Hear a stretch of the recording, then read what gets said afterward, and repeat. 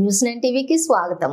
మెదక్ జిల్లా రేగోడు మండలంలోని గల కేజీబీవీలోని center for action research and people's development district project coordinator Sunchu Dayasheela గారి ఆధ్వర్యంలోని మెదక్ జిల్లాలోని ఉన్నటువంటి 15 కేజీబీవీలోని వర్క్ చేస్తున్నారు. ఈ కార్యక్రమంలో వర్క్ చేసి డెటాల్ బనేగా స్వస్య హైజీన్ పైన హ్యాండ్ వాష్ మెథడ్స్ స్టెప్స్ ఎప్పుడెప్పుడు ఎలాంటి హ్యాండ్ వాష్లు చేసుకోవాలి, దీంట్లో కలిగే నష్టాలు ఏంటి, తర్వాత పిల్లల్ని ఏ విధంగా ఉండాలి, మన సొసైటీ పట్ల ఎలా వ్యవహరించాలి అనే అంశాలపై కూడా పిల్లలకి తెలియజేయడం జరిగింది. కేజీబీవీలోని మనకు అనుమతించిన ఎస్ఓ మేడం స్వయం ప్రభకి ధన్యవాదాలు తెలుపుతూ డిస్ట్రిక్ట్ ప్రాజెక్టు కోఆర్డినేటర్ సంచు దయాశీల ఈ కార్యక్రమంలోని పాల్గొన్నారు.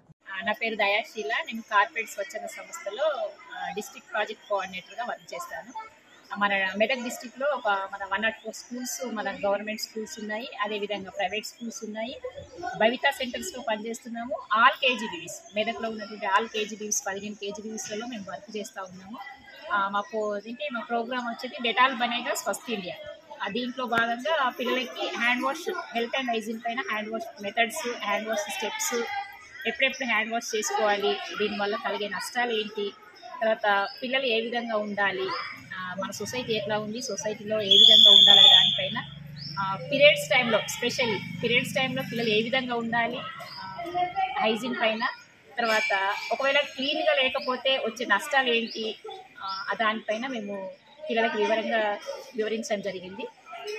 ఇక్కడికి మన కేజీబీవీ రేగోడ్లో ఇచ్చిన పర్మిషన్ మన ఎస్ఓ మేడం ఉన్నారు. ఎస్ఓ మేడంకి మన రిపోర్టర్స్కి ఎస్పెషల్లీ థ్యాంక్ యూ.